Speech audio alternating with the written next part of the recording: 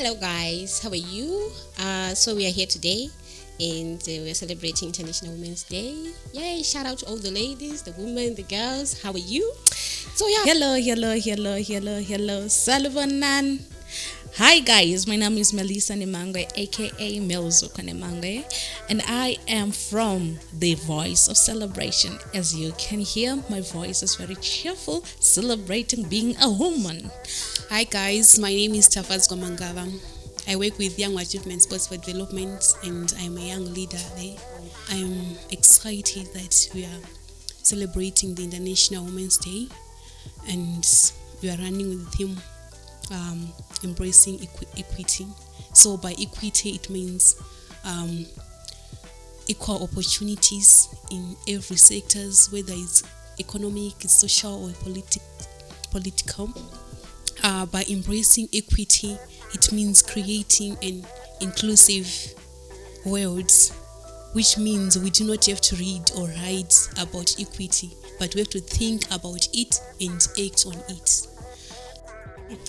As I highlighted earlier on, that today is International Women's Day, and it was a day that was set aside for everyone, basically to just recognize the work that women have been doing, their contributions to be it to the economy, to the social life, and even in the political life.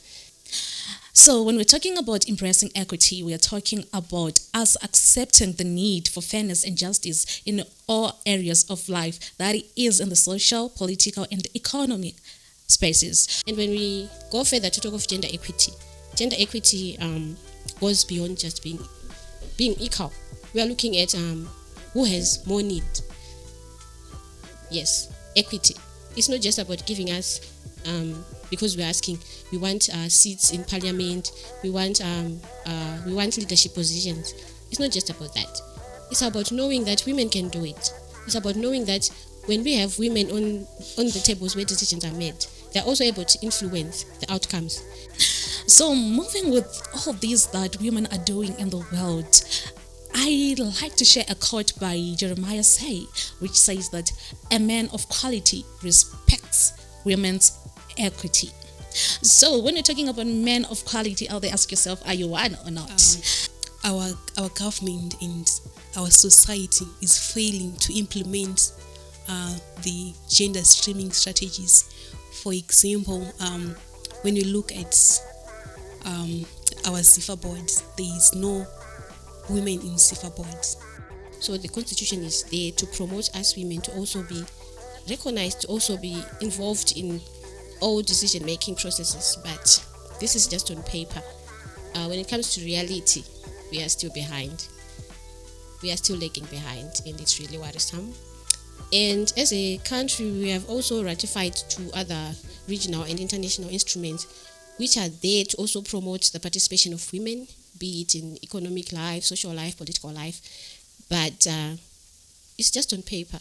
There is no political will to really make sure that these are really nice policies, these really drafts and legal frameworks are being implemented.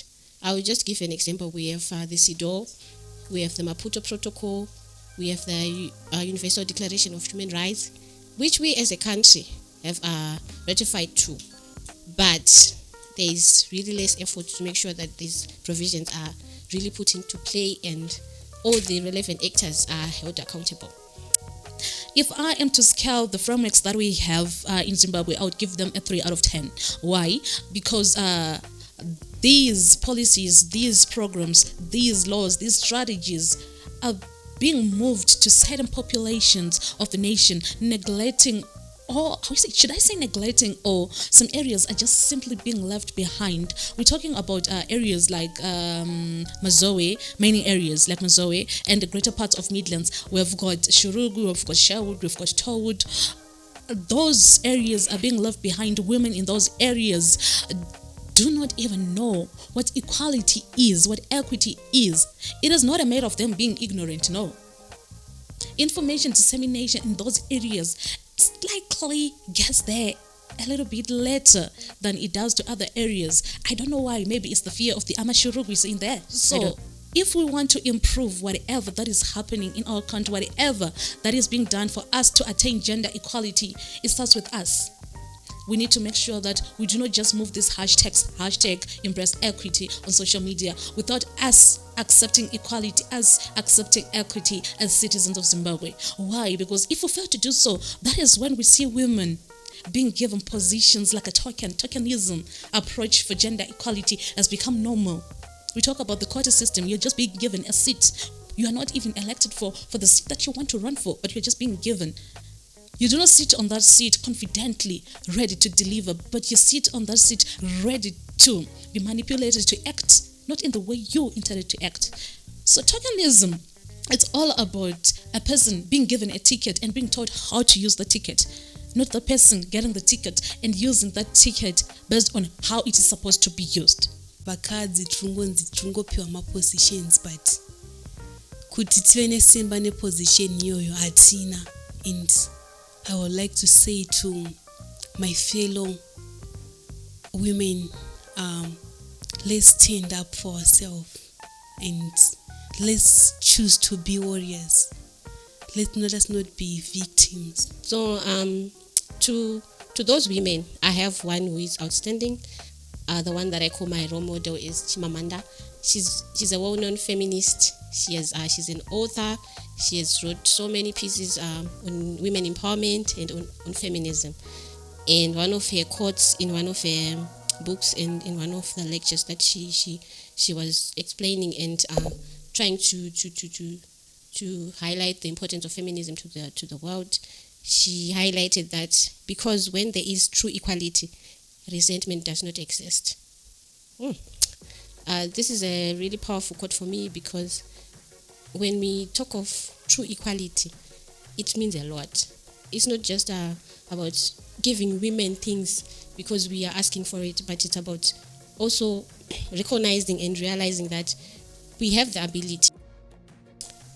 Switching on to what we can all do, I think we need partnership, to have partnership. We cannot really work alone as women, because I acknowledge that there are quite a number of women or women-led organizations and women's movement that are across the nation that are working to make sure that women are also recognized and women are included in all decision-making platforms. But we have just been making noise on our own, so we also need to include even the men, what we call male gender champions, who are also with us in this fight to make sure that we reach gender equity. So before we try to do anything in these spaces, as you can see that we are approaching the harmonized general elections in Zimbabwe, we need to avoid gender tokenism to achieve sustainable equality. Women are not just objects. They are not a source for handouts. So my message to the women and girls out there, everything starts with us. For you to be treated in an equal manner is for you to view yourself as someone who is equal to the person of the opposite gender. You are not subjected to handouts. You should not wait for someone to give you power. Take that power, because you've got every capacity to take power, to use that power in the right way, and to sustain power, and also to mold someone else to be powerful, because we were born great. Thank you.